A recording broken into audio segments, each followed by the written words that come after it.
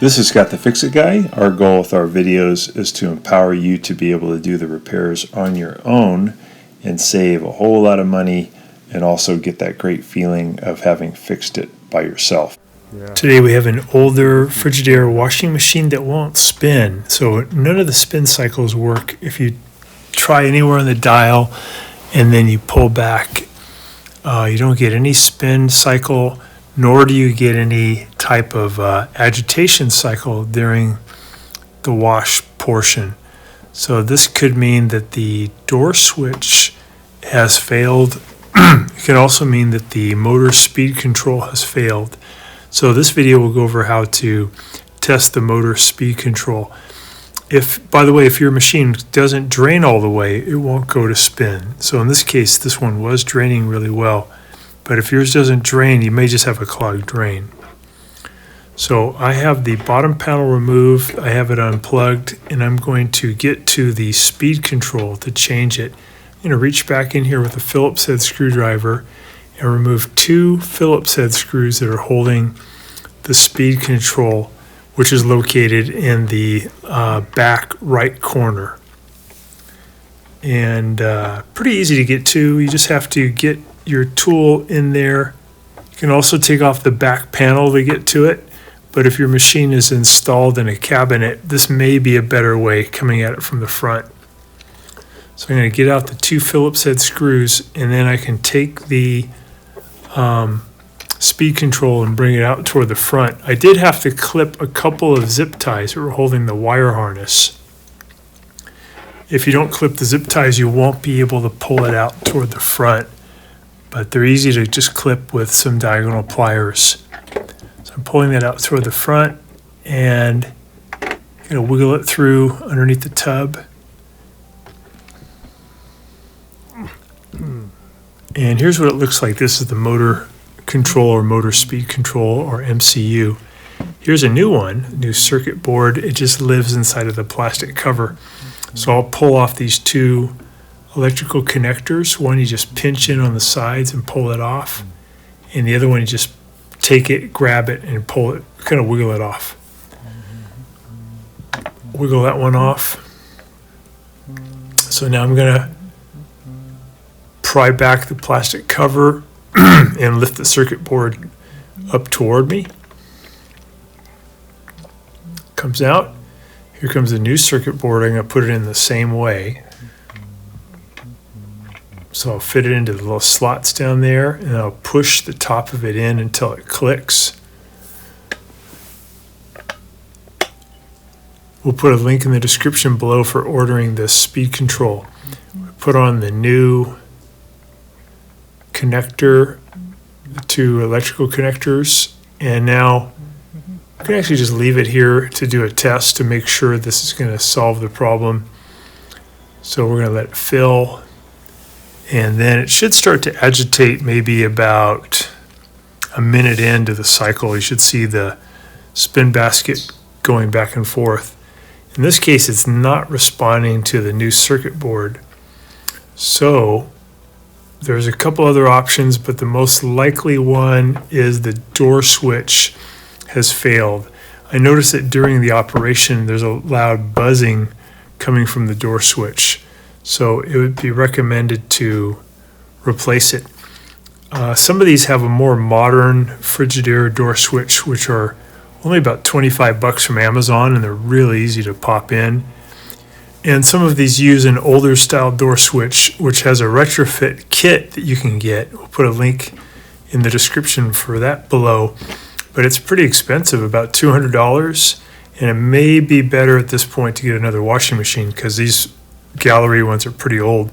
This is how you could take out the door switch, though, if you have the modern one. You just take a paint scraper and you kind of pull back on the boot and you wiggle the paint scraper in to break the contact cement that's holding it in. A lot of models, they have a spring clip that holds this in, and some they glue them in. So these have a little bit of glue, and it's not that hard to break the glue free. So once you get the glue free, you want to remove the two Phillips head screws that are holding the door lock into position. You just have to remove some of the glue.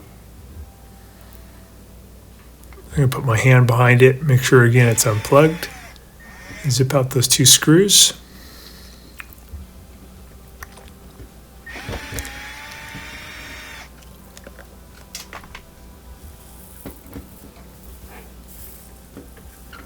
And now there's some electrical connectors on the right side of this that I have to reach in and undo. This ended up being one of the older style ones, which are pretty expensive and a little harder to replace, but I'll just show you guys.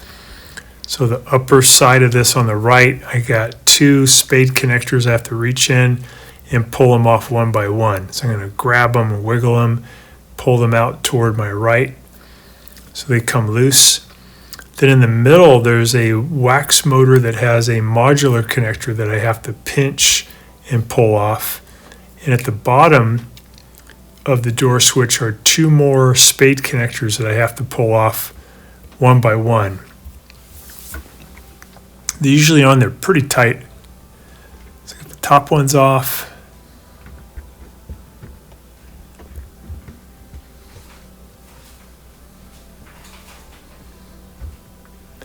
If you have a modern one, it's pretty cool. After you get these off, you just plug in the new one, you put it back into position, add the Phillips head screws, and then put the door boot back on and you're done. And again, they're only about $25 from Amazon. But the new retrofit kit is really expensive. It comes with a wiring harness and just allows you to use the modern type of door lock with the old setup. Probably wouldn't make financial sense though to use it.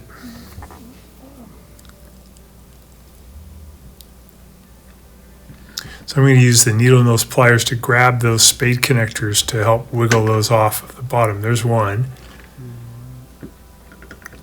I'll grab the other one, wiggle it off. And now I can pull out the old door switch. This is the old style. So it has this thing down here, which is a solenoid. When activated with 110 volts, it pulls back with a magnetic field and it then locks the door. The middle part of the switch has something called a wax motor, and that has 110 volts coming in that heats up some wax. As the wax expands, it pushes down a piston to help hold the armature in place to keep it locked. And when all that happens, there's a red micro switch that lives on the top that closes and tells the computer or the timer that the door is locked, and that allows it to go to agitation and to spin. So this is the little switch I'm testing. I have it for continuity and I hear it beep, so I know that the switch is good. So probably what's happening is the solenoid down here, when it gets activated, it doesn't have enough power to pull back far enough anymore to really get the whole thing going. So it's not telling the timer that the door is shut, and because of that, it won't let power go to the motor to do agitation and to do spin. So the way to cure it would be to either get a new switch assembly with the retrofit kit, or maybe try to find a new solenoid, the black thing that we saw on the back of it. I think the middle part, the wax motor, is working because when you turn it on to spin, the door does lock, and when you turn it off, you can't open the door for a little while until the wax cools. So I got a feeling that that is working.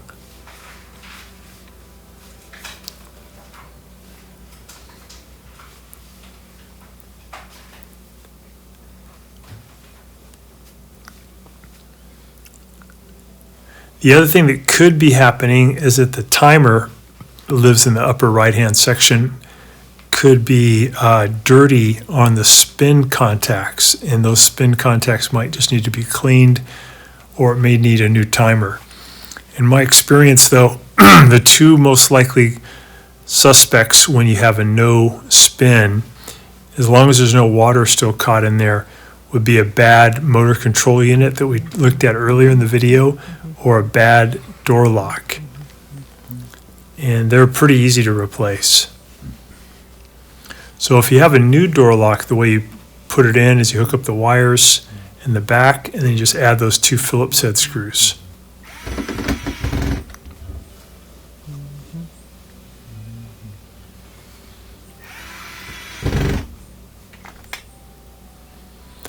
So putting the door boot back over its ridge, and if you were going to put this all back together, it'd be good to add a little glue to that too. Thanks so much for watching our video. We really appreciate your support. And when you get a chance, please press the subscribe button below so you can be subscribed, and also the notification bell so we can send you more videos about appliance repair. Please also give us a thumbs up if you enjoyed the video. If you really liked the video and it really helped you, please press this new applaud button and you can show your support and also get a nice clapping hands for your video. Thanks again.